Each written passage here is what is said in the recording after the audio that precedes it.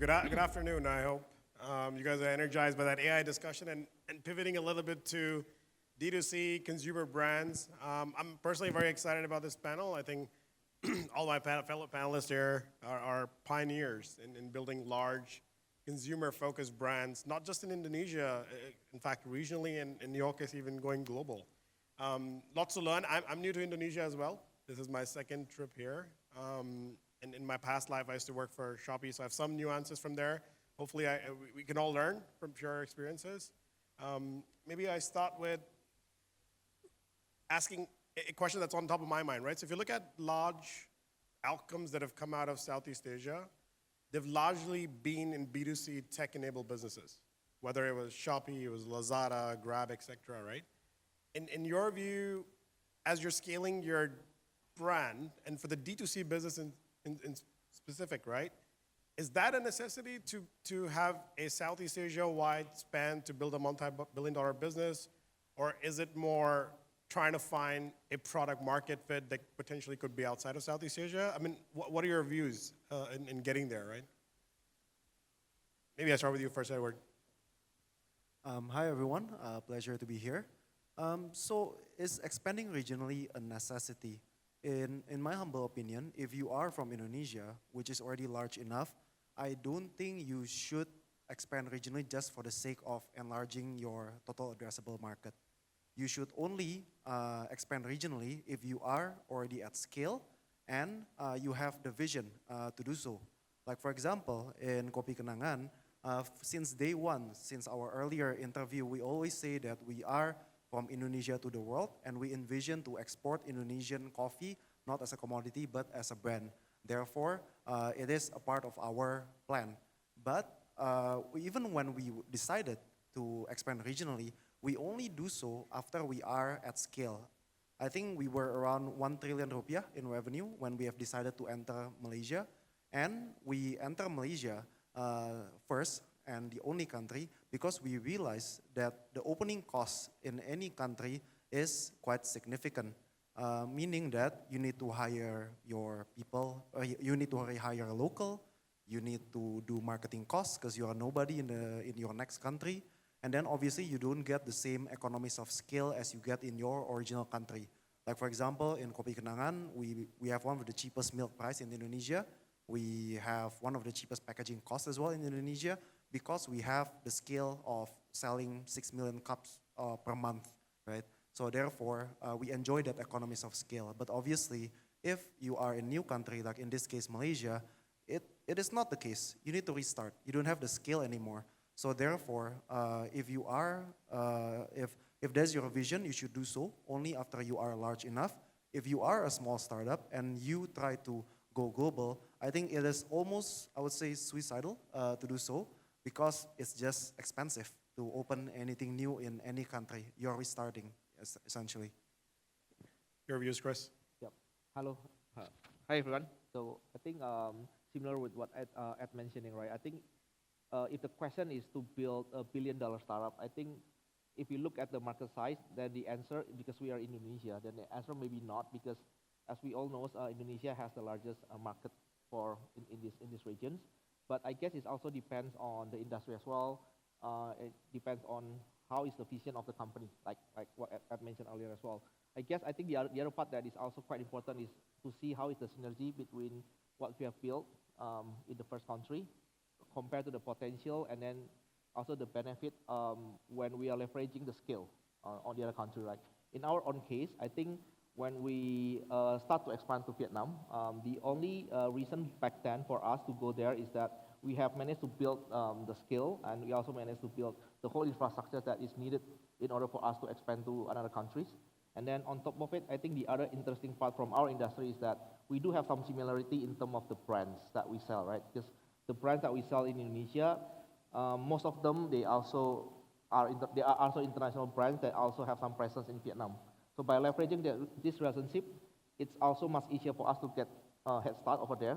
So instead of like we need to, unlike many other startups that when they come to the country, they may need to, quote unquote, to build a presence by spending a lot of marketing money. In our case, we're just lucky that we already have these kind of like brand partners that help us in terms of setting up the first groundworks. because we have we have been the partners in the biggest market in the region, right? So then when we expand to the Vietnam, we do have a lot of support from our brand partners, and that's actually really helps. So yeah, and then the other part that I think is also very important is that when we think to expand to another market, even though the potential or the market segment is really big, but the other part that is quite important is that we need to ensure that our business in the main market is sustainable. Because otherwise, if you have kind of like burning in the two pockets, then it's going to be kind of like hard, especially in a situation sometimes, because in a startup, sometimes it can be good, sometimes it can be bad, right? So I think that is some of the points that we use in order for us to, as a framework of thinking when we want to expand to another country. So one thing, I mean, I love the fact that you're doing a partnership-led expansion strategy, right? So you lend on partners who trust you in a market, they know your business model, they know your line of thinking, and then like, okay, well, fine, we'll partner with you in a new market. In your particular business model, which in my opinion is a content, community, commerce, sort of a flywheel, what comes first? Are you going to go and identify the content creators in that market? Are you going to find the community first and then enable commerce? So when you're juggling between these three cohorts within your business, which one do you take the lead from? I think it really depends on the situation of the country that we are expanding to, right? Because I think as an ecosystem, we are pretty complete in Indonesia as our home country. But when we are thinking to expand, for example, to Vietnam, right? The first thing that we look is like what kind of the needs inside our ecosystem that is still lacking in the country. And then what is another part of the ecosystem that may be not suitable for that country as well. So in our case, actually for Vietnam, when we first thinking to expand over there, we see the lack of the retail store for beauty. So I think that is quite clear as well, because for some comparison, some of the numbers of the retail stores for beauty in Vietnam is much below Indonesia, right? Even though, let's say, compared to Indonesia, it's already much below Malaysia and Singapore. So if you think, so that's quite clear that I think the first point for us that we can leverage is from the retail perspective. From the content perspective, since we have more than 6 million reviews in our platforms, and then the other good part about our industry is that the reviews are quite global. So let's say the L'Oreal lipstick that people review in the US, as long as they're talking to the same on the same SKU, it will be the same L'Oreal lipstick that people use in Southeast Asia, right? In all the countries, in India as well as in China, right? So it means like actually the review is can be translated. So what we do when we first start to Vietnam, we also start to translate our reviews, and then from there I think it's much easier for us to start as well. But maybe if let's say if we thinking about Thailand, right? You come from Thailand, so you know that in Bangkok we don't need another beauty store. There's a lot of beauty store already over there, right? But then one thing that I see lacking off from the Thailand is because of there's too many choices. Actually, the choices is much more than what the customer needs. At the same time, there is too many retail stores offering, so it's more like there's much more supply than demands. But there is no quote unquote the kind of like a content community that can bring them together. So let's say if we ever want to go to Thailand, the approach will be very different with our approach when we go to Vietnam. Got it. Super clear. And I think I resonate with that, right? I mean, in Thailand, particularly in the beauty space, the competition is tough, and offline isn't giving up. Yes. You know, with the influx of online and TikTok and influencers, everyone thought, okay, maybe the shift in consumer spending is going to go online, but offline market is very competitive. And I think the influx of newer brands globally just keep coming in, and I think the first strategy to go to market is always offline. Yes. So Thailand is a bit of a unique market, and thanks for sharing your perspective. Chrissy, for you, any thoughts on?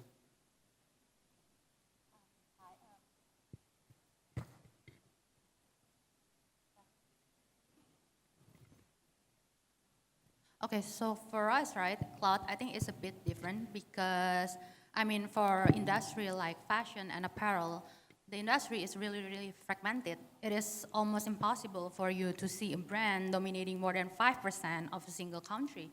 And instead, you'll see a small market share distributed across the global market. I mean, this includes Zara and Uniqlo, by the way. And adding to that, we know that our targeted demographic is more towards the premium end. So I see there is a necessity for us to expand the market globally, especially to the higher income economies. Makes a lot of sense. I think given the diversity of your categories, from I would say largely CPG retail to health and beauty and fashion, and for me, we largely invest in early stage companies. And as an early stage investor, we're looking at, yes, the TAM is big enough, right? But tell me how you can win your market. If the TAM is, let's say, all over Southeast Asia, $10 billion, tell me Indonesia is how big, and that's where you're going to start, right? I think one thing I wanted to learn from your experiences as founders, when you've already done a lot of hard work, I think most of you started around 2017, 18 timeframe, and over the course of 7 years, a lot of hard work done to capture one market, make it sustainable, like you mentioned, unit economics make sense, positive cash flow, and then you're thinking, well, have I really captured that TAM I mentioned 7 years ago? What inspires you to go to your second and third market? Is it investor-led, because you owe that responsibility to your investors to fulfill that promise? Is it your personal aspirations, well, I've gone this far and I have to keep going? Or you feel it's more obligation to the company and your people beyond the investor? So just want to get some thoughts on what keeps you driving to keep growing and expanding in different markets. Edward, I start with you first. So I think as mentioned, for Kopi Kenangan, it has always been our company's vision from Indonesia to the world to go to our second and third market, right? And as mentioned earlier as well, right? It is a matter of resource. I think if, for example, if you have 1 trillion of revenue, and then if you have to spend 10 billion to enter your second market, okay, it makes sense, right? But then if you have, for example, the other way around, if you have 10 billion of revenue and then you have to enter a second market, spending another 10 billion, then it doesn't make quite any sense, right? So it's a matter of resource where you are in your journey, and then you have to make sense the second market as well. The reason why we enter Malaysia first rather than Singapore, because we know that the cost of filling in Singapore is quite high. I think generally, if you go to a city like Singapore, Hong Kong, or Korea, then obviously the cost of opening a new market will be higher. And we realized that I think Malaysia is a sweet spot, I would say, right? You can charge higher than Indonesia. Roughly the price is 75% more in Malaysia. But then the cost of opening a store is not significantly more, maybe roughly around 50% more. So we like that fact, and that is why we decided to enter into Malaysia first. And our board agree as well, right? Because the cost seems to make sense. And that's why we open in Malaysia, and we are already at around 80 stores in Malaysia and Singapore today, and we envision to have 200 by next year. Sorry, if I can ask one more tactical question. So let's say Malaysia as an example. Is it you going to your investors and board and saying, this is the bet I want to take, come back me with capital and your trust? Or is it the combined mutual agreement based on some analysis to say both sides agree that this is the next market you should go to? I think it comes from us because it's led by our vision, right? And of course, we did quite a lot of studies as well. I think BCG led that study, why we should enter Malaysia, and does it make sense for us? What is the strategy? We did all of those and presented to the board, and we got their approval to open our second market. Yeah. Cool. Thanks. Okay. So I think for us, the push is always not really coming from both sides, but it's more like coming from the necessity and then the logic of the business, right? Because at the end of the day, actually the TAM for Indonesia market itself has been growing, especially in our industry. So it's not only that the market itself is not really, we haven't really finished the market that we are starting in, but then for us it's more like how can we use the leverage that we already built, the whole infrastructure that we already built, and then push it into another market. Actually, when we did the expansions, back in 2021, we did two kind of expansion at the same time. So the first one, we did expand it to another geographical area, which is we entering Vietnam. But then this is only can happen because we really have a sustainable business model that running in the country. And then at the same time, we have built the whole tech infrastructures as well as, all of the retail business model that we have, right? So, and then also the community and then the content. That's why when we export there, actually, we are not really starting from scratch. And then added with the support from the brands around us, like when we first launched over there, we already have more than 150 brands supporting us. So and of course, all of this relationship is coming from the leverage that we have in Indonesia, right? And this happened exactly in the middle of pandemic. Means like the expansion is happening through Zoom. So none of the my team in Vietnam can come to Indonesia, and none of the team from Indonesia can go to Vietnam. So it's really happening in such a unique way. And then the second expansions that we did at that year as well is that we also expanded ourselves into another industry. So from the beauty and personal care, we also now in mom and babies as well. I think this is also we use the same business logic where we try to leverage the whole infrastructure that we built. At the same in Indonesia, especially in Indonesia, right, we have a lot of customers that, of course, since we are Sociola, most of our customers are women, right? And then most of them by now, because we started 9 years ago, either they become mom or they are about to become mom. So then leveraging the trust that we have built along this time, then it makes sense for us to enter in the industry because mom and babies industry also have the same trust characteristic like beauty and personal care, right? And at the same time, we are leveraging our store networks that we already have. Of course, the tech infrastructure is also very important. So that is actually one of the business logics that we use when we decided to push this expansion button.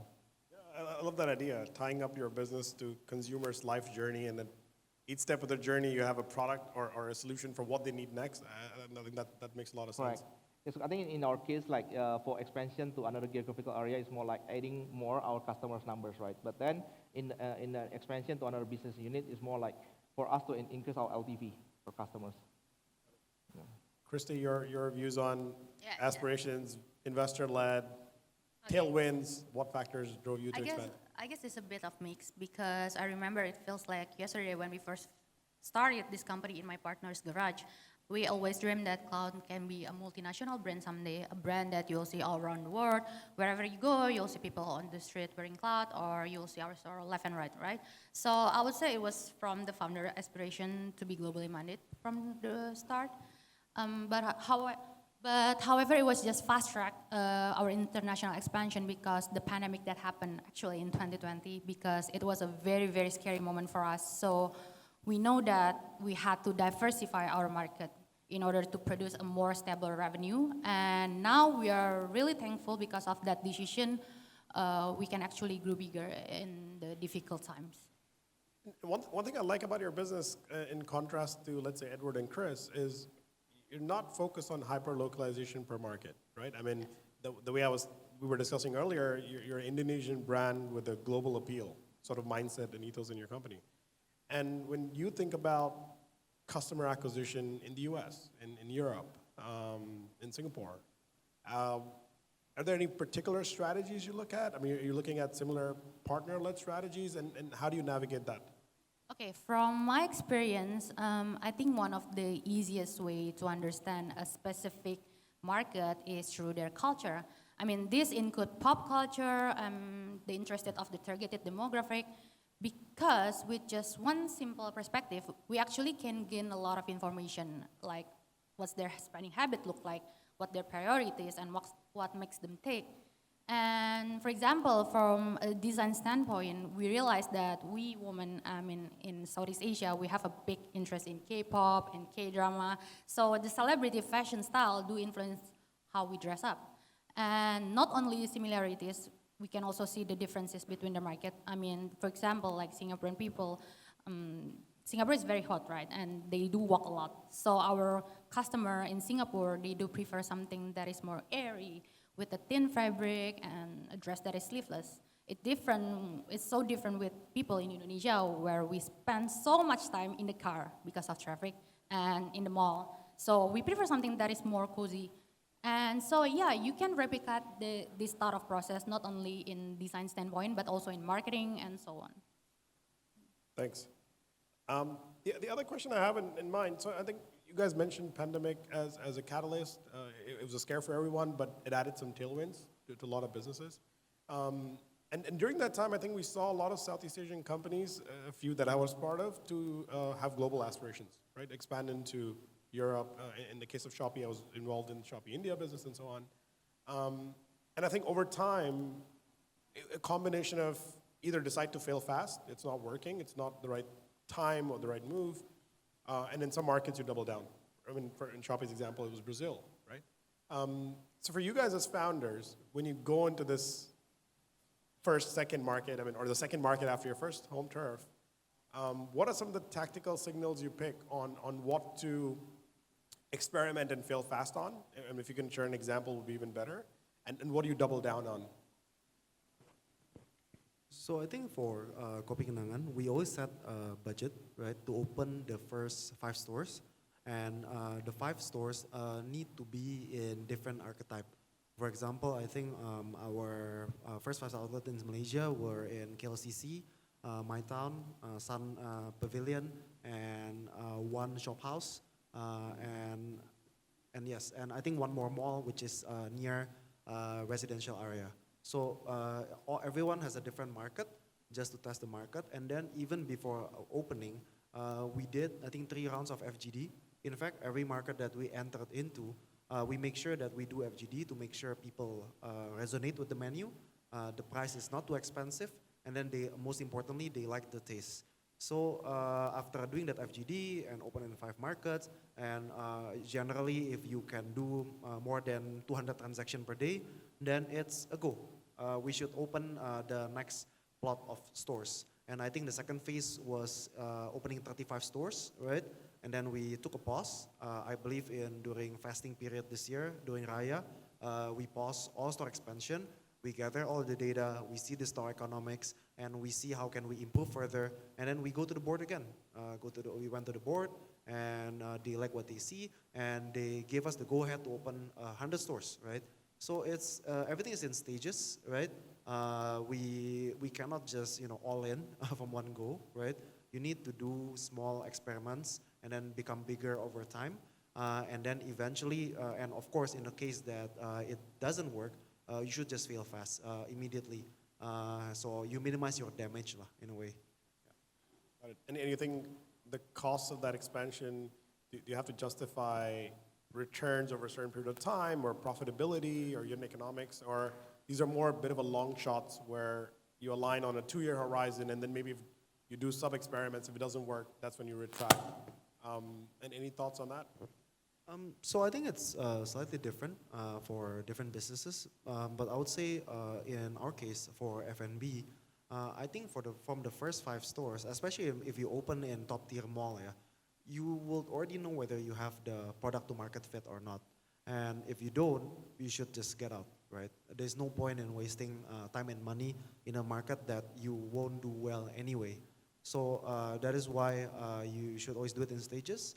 And you should fail fast rather than doubling down every time. Yeah, it's different for different businesses. Yeah. No, but I think my takeaway is there's metrics from day one. Yeah. I mean, and it's quantifiable, right? Quantifiable. 5 stores. If it's not going to work, certain location doesn't work, certain demographic doesn't work, I'm going to shut it down. Yeah, and to be fair, from the first 5 locations, 1 failed actually, which is the one in Jalan Tun Perak. But then we see that, okay, but the other 4 stores are doing really well, right? That is why we make sure that we have 5 different archetypes catering to 5 different customers, right? But then if all 5 stores is in, say, for example, SCBD, then what's the point? It's the same market, right? So you need to be mindful, you need to be strategic, and you need to test and learn. Okay. I think when we came to the decision of expanding to another country, this is the kind of decision that somehow it's not going to be easy for us to pull back, right? So this is not something that we can experiment a lot. This is something that we should give it a lot of thoughts, and definitely maybe use some surveys, do a very deep study before you make the decisions. And I think it's quite clear before we enter any market that we need to see the potentials as well as the commonalities, as well as the difference between what we have in the country and then what kind of resources that we can leverage. And then on top of it, the other part that is super important is that you need to have your own business in your home country running sustainable, because otherwise then it will just become a distraction, right? Because always any new market, it will be going to be super small, like in terms of the revenue contribution, profitability is going to be a while, right? So we need to subsidize the market until it can become on its own. So I guess from our perspective, this is not something that we can do experiments and we can do the fail fast kind of game. Unlike, if I give some examples that the other games that we can play even in a bigger scale, but it's actually much safer, and then this is more like a decision that we can also track back is when we are expanding ourselves from online only to become offline. So before pandemic, actually we only have 2 stores. And then the end of 2022, we expand ourselves from 2 stores to become 50 stores. And so all the expansions happening between 2020 and 2022, right? So that was kind of the things that we doubled down.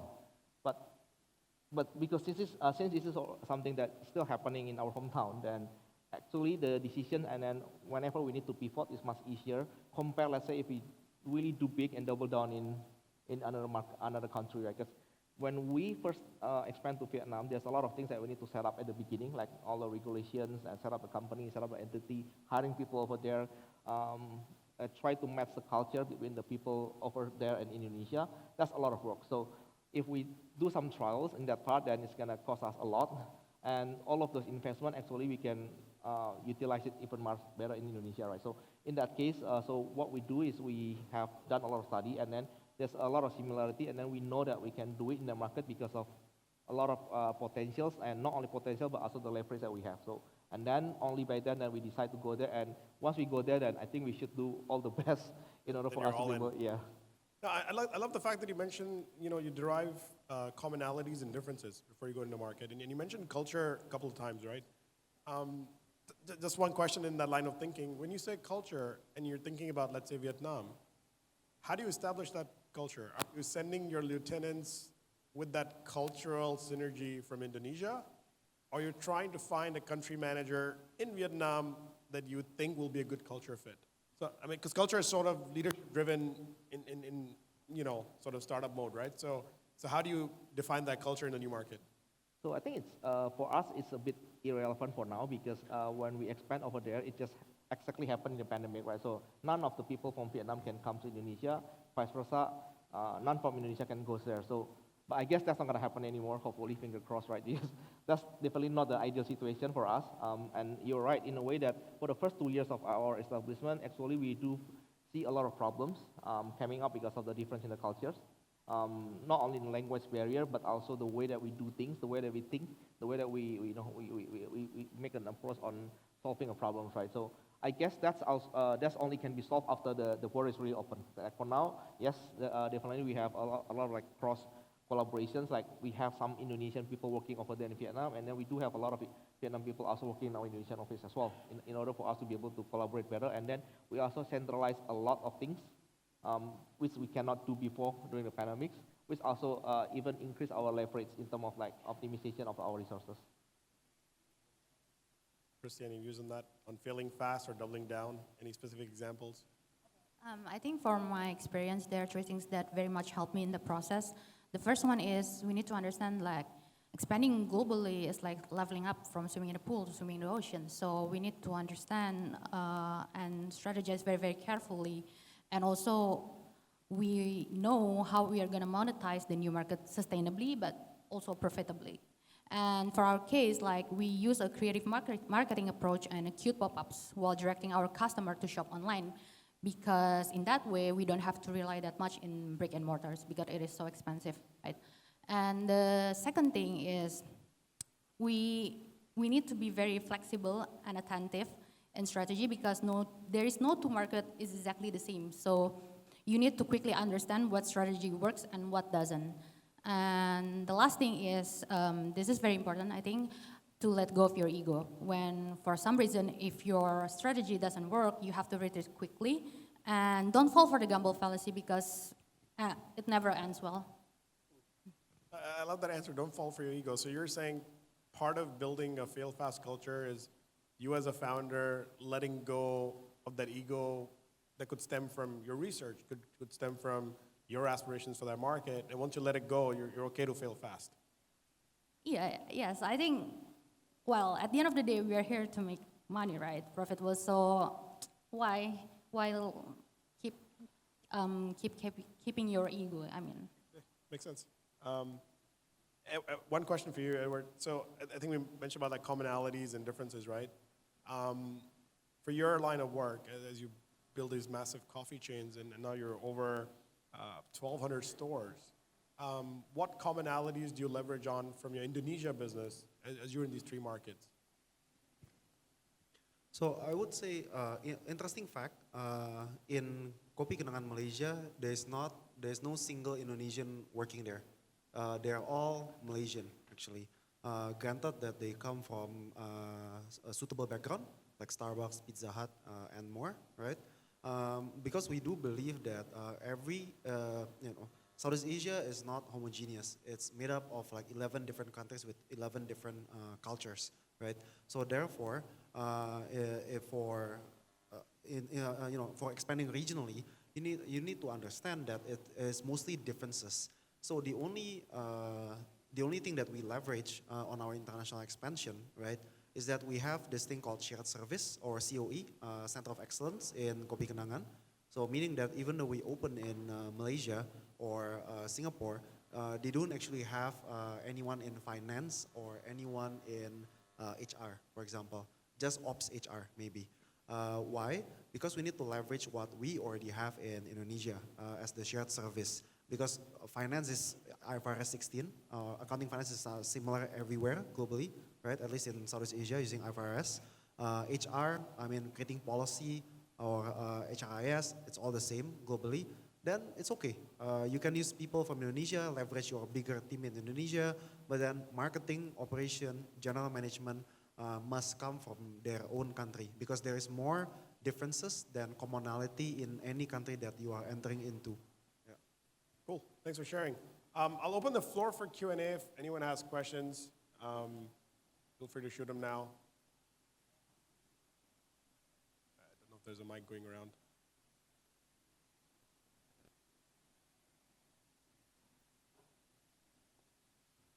There's a person in the front, if you could pass the mic.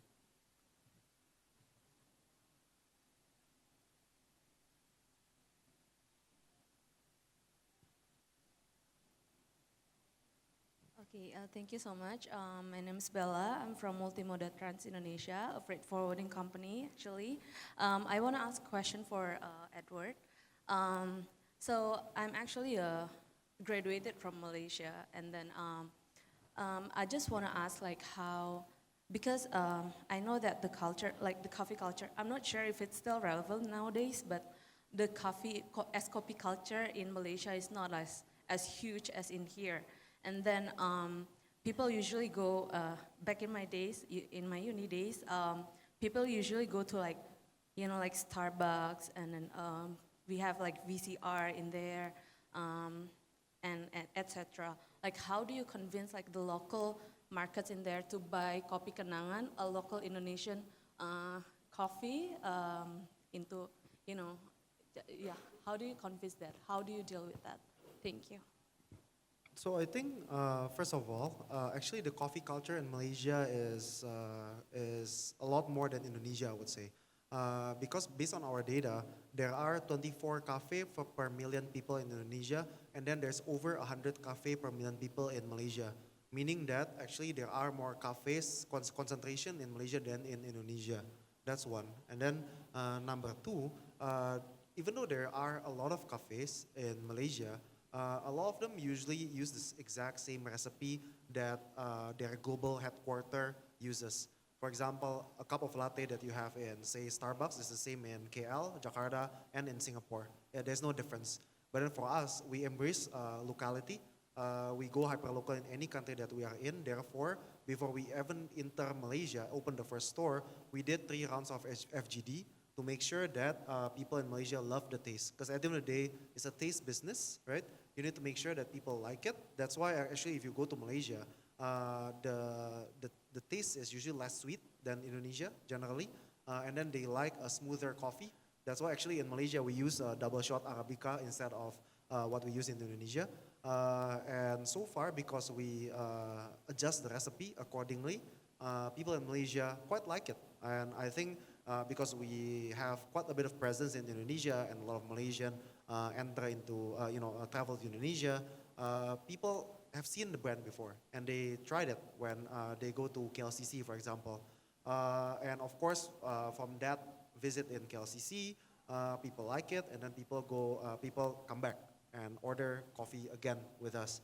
So you just need to make sure that you embrace locality, you go hyperlocal. I think you should be fine in any country that you are in, yeah, for the most cases. Thanks, Edward. Any other questions from the floor? Okay, maybe I'll keep going. I have a couple more interesting questions. So I think all the businesses that you guys are in, health and beauty, fashion, beverages, very personalized to individuals, their lifestyle choices, their taste. There's a lot more conscious sustainability, environment-focused buyers in the market now. When you're developing your marketing strategies, I mean, of course, in your home market, you figured it out with different A/B testing, right? In new markets, when you're figuring out particularly your marketing strategy, how much of it is reliant on influencers and KOLs versus replicating the recipe that may have worked back home of mass marketing or partnerships? Maybe Christy can go first, just to mix it up. I think from what I've said before, like we first understand the culture first, and then yeah, like I mentioned before, we Asian women, we really look up to the celebrity K-pop and K-dramas. So yeah, in marketing, we work with some of the international influencers to influence their community. And other than that, we also see the differences between the culture as well. Like Singaporean, like they are more technical and then more data oriented, right? So we always emphasize to our Singaporean influencer, for example, like you have to explain more details in the sizing, how it fits before to their community. Okay, thank you. Chris? Yes, I think in our case, it depends on whether this brand is like a global brand, because if it's a global brand, then definitely they already have their own brand ambassador globally. So then we should use the same guidance that they have across the country. So we just recycle the materials basically. But then I think most of the case, we always need to have a localization as well. This is not only talking about across the country, but as well as like, let's say even inside Indonesia, right? The cultures that for the big cities like Jakarta will be very different with the culture in a small city.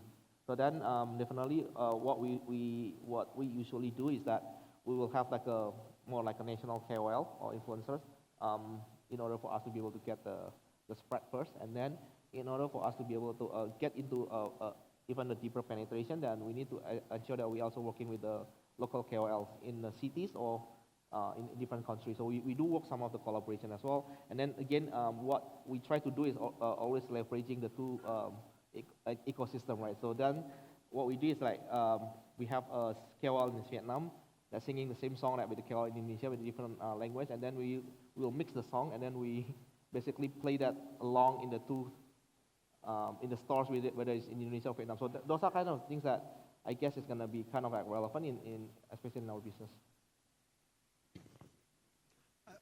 As a D2C company, it means that you have both offline and online presence. Therefore, for us, actually, the first medium of marketing is to make sure that you are in a good location. So I think I heard this from someone in the US before, actually CEO of Shack Shack. First Shack Shack is in Central Park, right? Because he believes that good location is the best CAC, right? The best customer acquisition strategy. So therefore, our first location is at the MRT entrance of KLCC, right? I think that still remains to be our best location in Malaysia, right? And therefore, in our first location, despite only inviting a handful of KOL, we were still able to garner quite a lot of attention to make people try Kopi Kenangan in the first few months of opening in Malaysia. Same with Pavilion. I think we are near the food court, right? Or in my town, we are at the mall lobby. So we make sure that our first 5 locations are carefully curated to make sure that they have good foot traffic, right? And they are in Tier 1 mall where people from all over KL go into those malls, and the travelers as well. Yeah. Cool, thanks a lot. I just want to do last quick 30 seconds, and this question could be in your category or outside your category, but what is the one trend in consumer spending or D2C that you're watching? Could be regional, could be global. What's that one trend you're really excited and you're following that trend? Where do you want to go? I think the one very interesting trend that we are seeing, especially inside Kopi Kenangan, is the rise of tier 2 and tier 3 cities, right? In fact, in some of our tier 3 cities, the SSSG last month was as high as 40 to 50%. So it seems like tier 2 and tier 3 cities are consuming better, at least product like ours at our price point. So that is why I think going forward, Indonesia goes well beyond Jakarta. And you need to capture deep into Indonesia to make sure you realize the full total addressable market of Indonesian consumer landscape. Yeah. That's actually very expanding. So your TAM is expanding faster than you expected. I guess I think we do have exactly the same view like Ed. We do also expand it very rapidly into the third tier, fourth tier city in Indonesia as well, especially outside Java Island. And we also see the same thing. So this is also verified by us as well. Like the numbers in the second tier and third tier city are really growing as fast as, even actually faster than Jakarta. But I think one of the things that we can see the connection between the information here is that we see that the middle class income, actually they start to spend much more into the tertiary kind of needs, right? Not only like the primary or the secondary one. So in our case, then we are aiming that I think in the next 3 to 5 years, it's going to be a lot more categories coming, a lot more innovations coming as well, and then yeah, it's going to be quite interesting for us. Okay, I think for cloud, right, because we are in fashion industry, I think